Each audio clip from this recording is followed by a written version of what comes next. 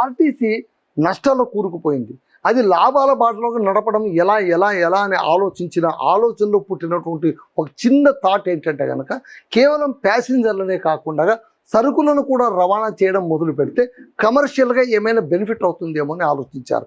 BRS సర్కార్ ఉన్నప్పుడు cargo అనేటువంటిది ఒక స్టార్ట్ చేశారు. ఆర్టీసీ కార్గో సర్వీస్ అనేది స్టార్ట్ చేశారు. అది స్టార్ట్ చేసిన తర్వాత అంతో ఇంతో కాస్త ఉపశమనం కలిగిన మాట అయితే వాస్తవం.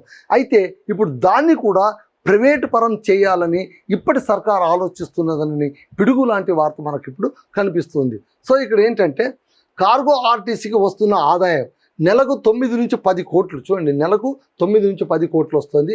ఏడాదికి 120 కోట్లు. ప్రైవేటుతో వచ్చే ఆదాయం ఏంటంటే నెలకు 3 కోట్లు, ఏడాదికి 36 కోట్లు మాత్రమే. ఎక్కడ 120 కోట్లు, ఎక్కడ 36 కోట్లు.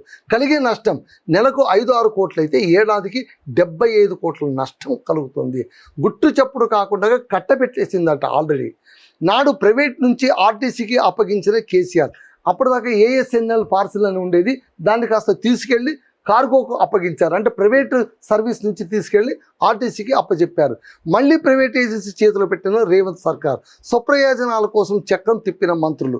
ప్రస్తుతం ఏటా 100 నుంచి 120 కోట్ల ఆదాయం ప్రైవేట్ ఏజెన్సీకి 36 కోట్లకే అప్పగించేశారు. ఏడాది కాంక్రీట్ 36 క్రోర్స్కి అప్పగించేశారు. బంగారు బాతను వదులుకోవడంపై విమర్శలు.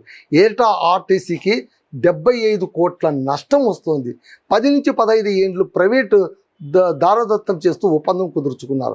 ఆగస్టు 1 నుంచి అమల్లోకి రానున్న కొత్త అగ్రిమెంట్ ఆర్టీసీ సిబ్బంది తట్టబుట్ట సర్దుకోవాల్సిందే అని ఆదేశం. 500కు పైగా హమాలీల కూలీల బతుకులు అతలాకుతలమవుతుంది. కోర్టుకు వెళ్లేందుకు ప్రైవేట్ ఏజెంట్లు సిద్ధమవుతున్నారు.